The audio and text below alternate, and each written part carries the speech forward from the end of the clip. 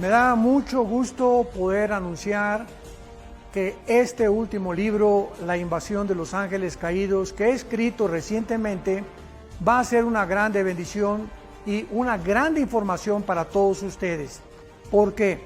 Porque tanto en los canales de televisión como en las series de Discovery Channel y National Geographic han tratado de investigar tanto dentro de la ingeniería, dentro de la investigación espacial, y dentro de todas estas áreas de las disciplinas que existen, qué fue lo que sucedió con las pirámides de Giza, las de Machu Picchu en Perú, las de Stonehenge en Inglaterra, las construcciones de los mayas, que los discípulos recordaron, ¿verdad?, que Jesús había profetizado de su resurrección.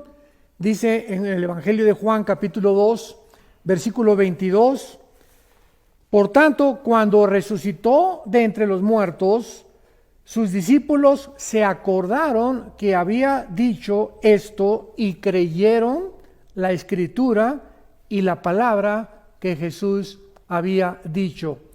Entonces, aunque ya habían creído en la salvación, o sea, los discípulos ya tenían la salvación, ahora podían confirmar que al ver las profecías cumplidas, podía llevarlos a un nivel mucho más profundo de su fe. Y esta es la razón por la cual Dios nos ha dejado en la Biblia estas profecías, para que no cabe duda que muchos de ustedes que nos escuchan ya tienen su salvación, ya estamos bautizados con el Espíritu Santo, regenerados y sellados con el Espíritu Santo. Sin embargo, mientras más avanza el mundo en el conocimiento y mientras más nos acercamos a la segunda venida del Señor Jesucristo, más señales están convergiendo al mismo tiempo, indicándonos realmente que sí nos encontramos en esta última generación.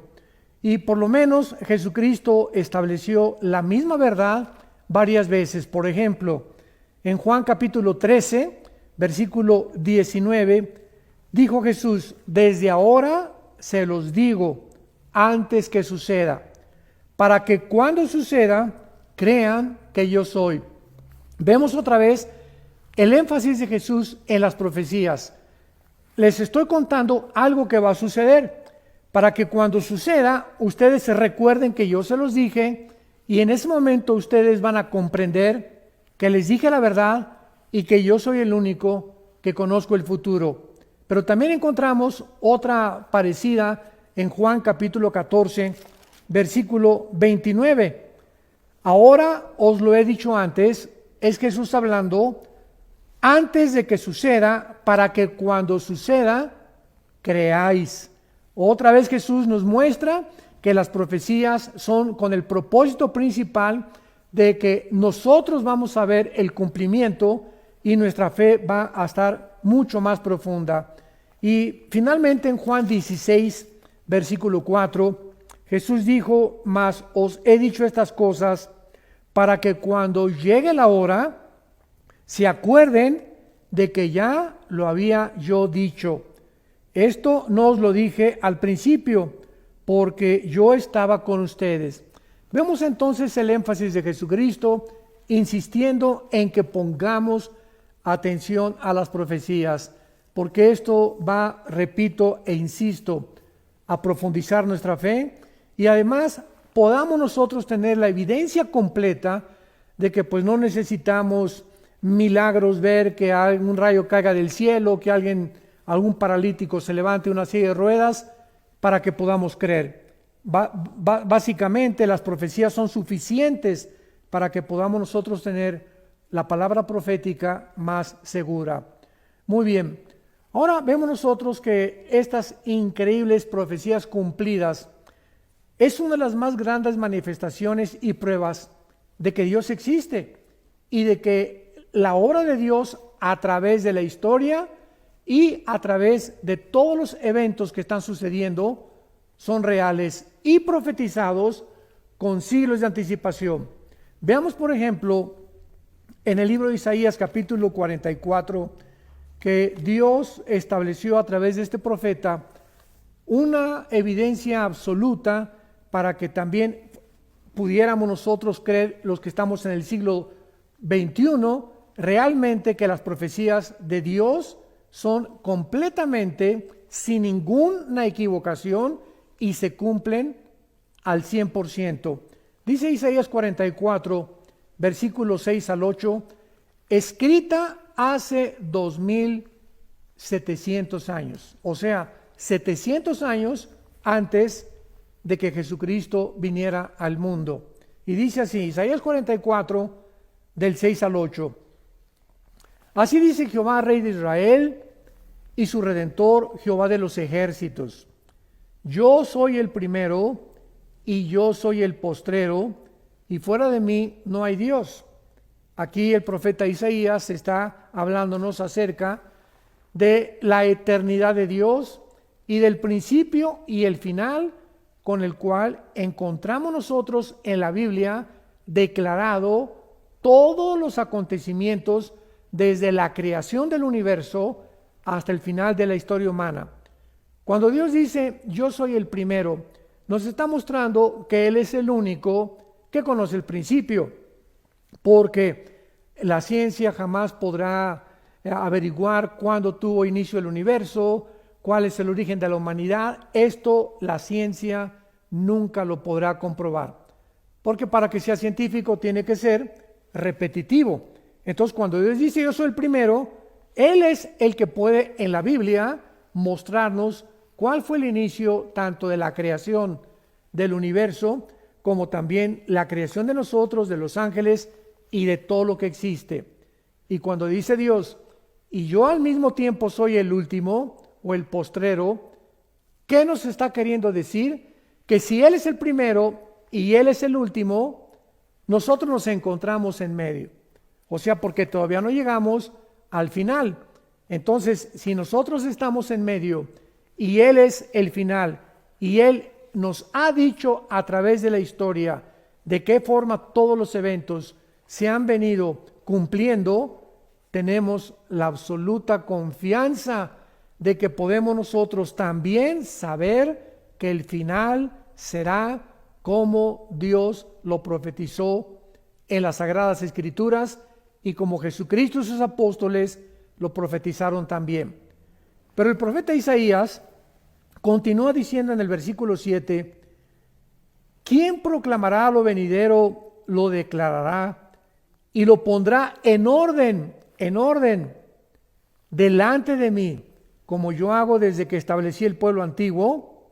Anúncienle lo que viene y lo que está por venir. Aquí Dios está lanzando un interrogatorio, un cuestionamiento. Podría yo decirle que es como un desafío, como un reto.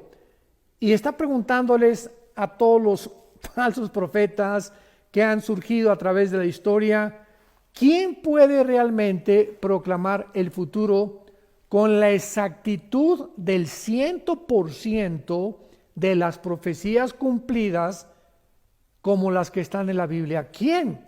Nadie en la historia. Que las profecías de Nostradamus y las profecías de Mahoma, etcétera, etcétera, nos damos cuenta que las de Nostradamus se cumplieron en un 30-40% y las otras 60-70% fracasaron. El único que realmente puede conocer el futuro es Dios. De ahí esta interrogante, y continúa diciendo, ¿quién podrá proclamar lo venidero, lo declarará y lo pondrá en orden delante de mí, como hago yo desde que establecí el pueblo antiguo? ¿Qué quiere Dios decirnos con esta pregunta?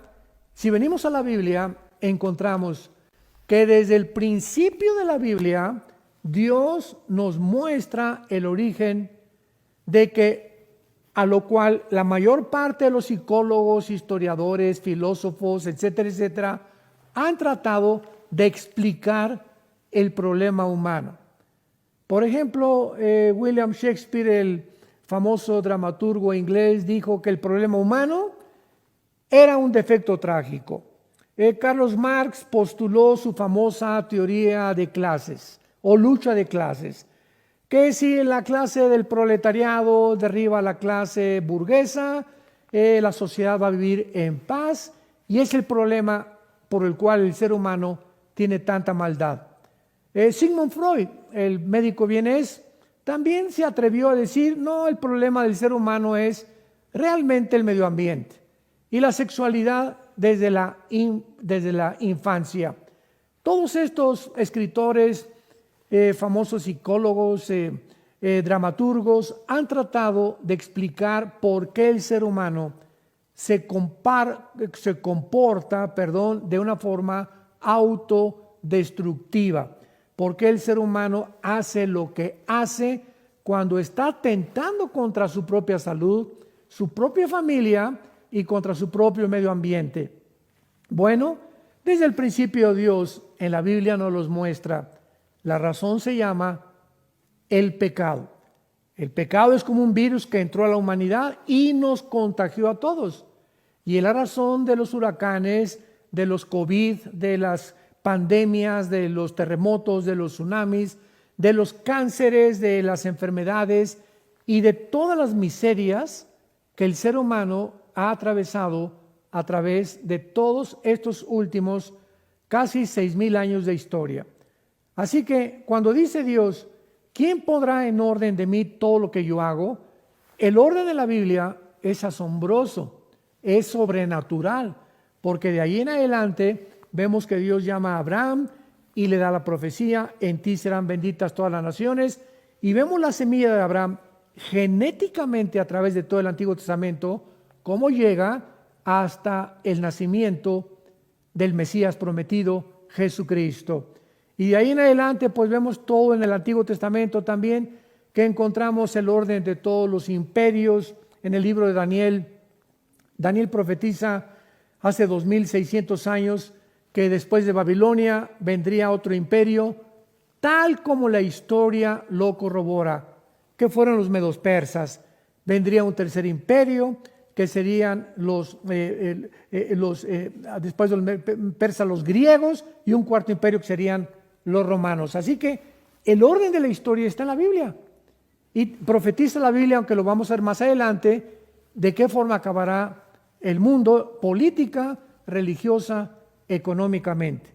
Así que esto es maravilloso. Cuando venimos a la Biblia nos damos cuenta que estamos sobre un fundamento seguro, sobre algo que tiene bases no solamente bíblicas y teológicas, sino filosóficas, históricas, paleontológicas, genéticas, químicas, matemáticas y de la disciplina académica que podamos mencionar. Vamos pues a continuación y ver que nuestra expectación no debe ser de temor ante todo lo que está pasando en el mundo, porque los cristianos no estamos esperando un final, sino que estamos esperando un nuevo comienzo de la historia. O sea, no hay tal cosa como el final de la humanidad, porque cuando termine la humanidad y la muerte, vamos a ver que después nosotros vamos a entrar al reino milenial que Jesucristo profetizó, conocido como el milenio o el reino mesiánico. ¿Sabían ustedes que mueren 55 millones de personas al año? 55 millones de personas mueren al año, de diferentes causas, de diferentes enfermedades, porque la muerte es un juicio de Dios, ya que Dios le dijo a Adán, el día que tú participes de este fruto, ciertamente morirás. Entonces la muerte es el resultado y el producto de un juicio divino. Una vez alguien me preguntó, ¿usted cree que el coronavirus famoso que está ahorita tan controvertido y debatido en el mundo es un juicio de Dios? La pregunta es sí, y podemos responder también que no. Sí es un juicio de Dios porque miles de personas han muerto de esta famosa pandemia y miles mueren de cánceres. Simplemente en el 2019 en China murieron casi 200,000 personas, casi 300,000 personas del flu o de la influenza. Así que estamos nosotros haciendo un teatro, ¿verdad? Un circo, diciendo que ahorita toda la atención está concentrada en un famoso virus. Pero 55 millones de personas cada año están muriendo en el mundo. Y este fue el caso realmente de que nosotros podamos ver a dos ejemplos en el Nuevo Testamento del famoso Simeón y Ana, que estaban esperando no un final, sino un nuevo comienzo de la historia. En el libro de Lucas, en el Nuevo Testamento, capítulo 2, esto es maravilloso y siempre me ha asombrado y me ha confortado y me ha animado muchísimo a mantener este espíritu expectante, de saber que no estamos esperando un final, los cristianos, estamos esperando un nuevo comienzo, porque el día que nosotros muramos, comenzamos una nueva vida, y una vida que verdaderamente ya estará libre de enfermedades y de problemas como los que actualmente estamos atravesando. Veamos en Lucas capítulo 2, versículo 25 y 26, estas palabras. Esto fue antes de que Cristo naciera. Y está relatándonos la vida de dos personas ya en estado, se podía llamar de la tercera, cuarta edad, Simeón y Ana, que ellos, a pesar de vivir en un gobierno como el gobierno romano, perseguidos, donde en un lapso futuro iban a comenzar a aventar a los cristianos a los leones, ellos mantenían la esperanza de que cuando naciera el Mesías cambiarían las cosas. Y dice así, Lucas 2:25, había en Jerusalén un hombre llamado Simeón, y este hombre justo y piadoso esperaba la consolación de Israel. Este hombre, a través de todos los años que él vivió, tenía una esperanza, que cuando viniera el Mesías se cumplieran las profecías del Antiguo Testamento y él pudiera personalmente dar testimonio de que realmente su fe no había sido en vano. Estaba esperando la consolación de Israel y el Espíritu Santo estaba sobre él. Y le había sido revelado por el Espíritu Santo que no vería la muerte antes que viera al ungido del Señor. Y movido por el Espíritu, vino al templo, y cuando los padres del niño Jesús le trajeron al templo para hacer por él conforme al rito de la ley, él lo tomó en sus brazos y bendijo a Dios diciendo, me voy a detener aquí. Este hombre estaba esperando al Mesías y enfrentó todas las vicisitudes de la vida para que esa esperanza no muriera en él. Y el Espíritu Santo que estaba sobre él, porque era un hombre piadoso, porque sin fe es imposible agradar a Dios, le había prometido que él no iba a morir antes de que viera al Mesías. Y cuando trajeron a Jesús al templo, ¿cómo sabía él que era el niño Jesús? ¿Cómo sabía él que era el Mesías? Porque veamos lo que dice cuando lo carga. Versículo 29. Ahora, Señor, despides a tu siervo en paz conforme a tu palabra, porque han visto mis ojos tu salvación, la cual has preparado en presencia de todos los pueblos, luz para revelación a los gentiles y gloria de tu pueblo Israel.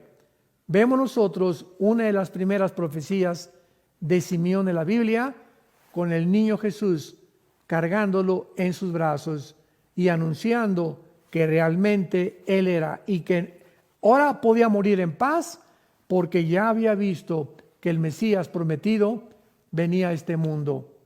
Pero veamos ahora el caso de otra mujer llamada Ana, en el versículo 36 al 38 de Lucas capítulo 2.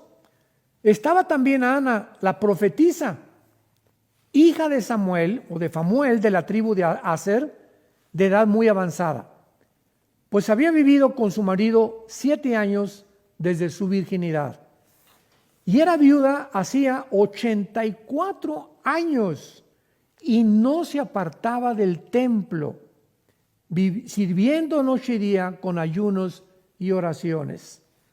Esta, presentándose en la misma hora, daba gracias a Dios y hablaba del niño a todos los que esperaban la redención de Israel.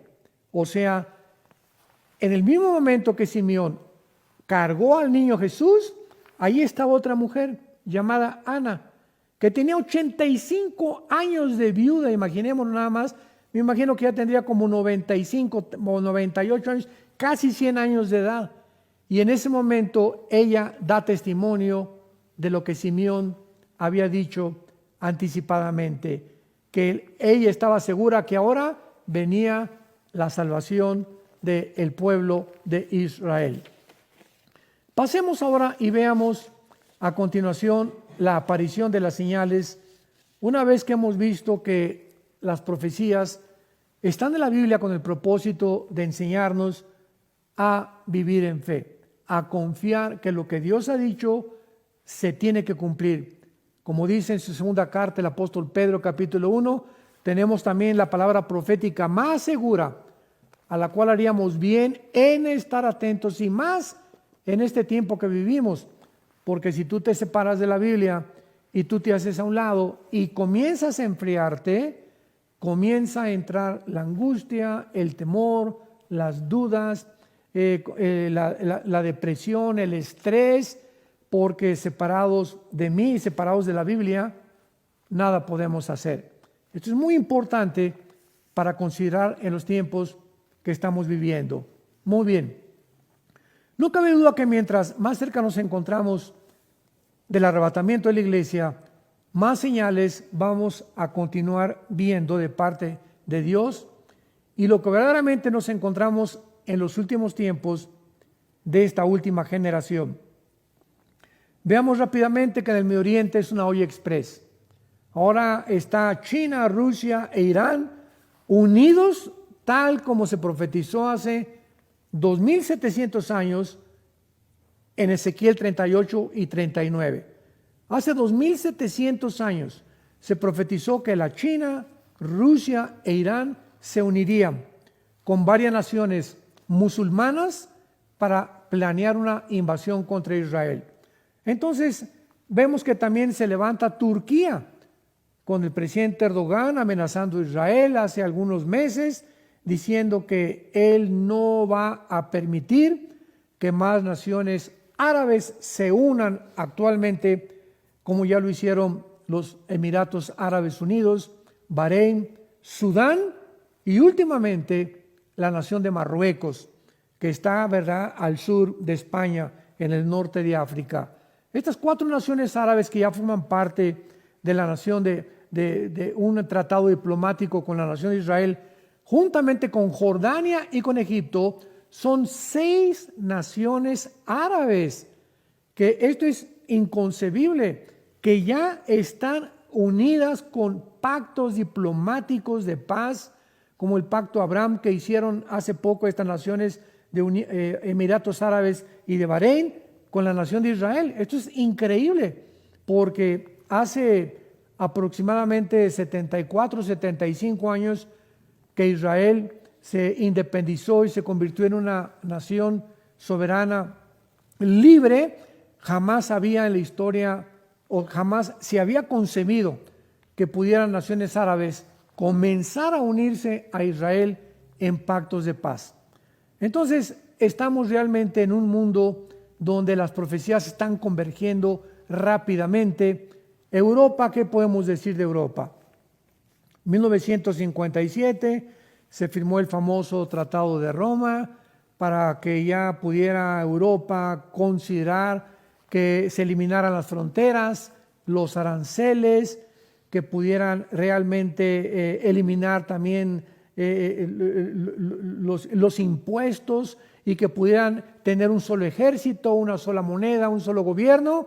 Y poco a poco, hasta el siglo XXI que nos encontramos, se han reunido casi 29 naciones. Inglaterra se acaba de separar con el famoso Brexit de Europa porque quiere mantener la libra esterlina, su nacionalidad, su independencia. No quieren seguirle pagando impuestos a la Comunidad Europea o a la Unión Europea, y Europa se está hundiendo económicamente. Actualmente sobreviven nada más Alemania y Francia. Y Francia también, ¿verdad?, con grandes trabajos, agarrada de Alemania para no hundirse, vemos el hundimiento de España, de Portugal, de Italia y de Grecia, donde estas cuatro naciones ya ni el Fondo Monetario Internacional ni el Banco Mundial ya pueden sostenerles ni ayudarles a poder levantarse. Y le agregamos el famoso coronavirus. Pues ahora con el coronavirus, pues ya es un confinamiento en España que ha llegado a un totalitarismo dictatorial, con unas arbitrariedades que están viendo ya casi en todas las naciones del mundo. Ahora vemos nosotros que las personas de edad, porque Europa es un continente de personas de la tercera, cuarta edad. La mayor parte de los europeos ya no quieren tener hijos. Entonces es un continente viejo. ¿Y qué va a pasar con este continente viejo? Ahora con el coronavirus, donde ya están muriendo todos los de la tercera, cuarta edad, y si no se están muriendo, los están matando, como lo hicieron en la Toscana, al norte de Italia, cuando comenzó esta pandemia. ¿Qué va a pasar? Bueno, es muy fácil de poder discernir. Saben ustedes que Grecia y Italia y algunas naciones como Alemania y Francia abrieron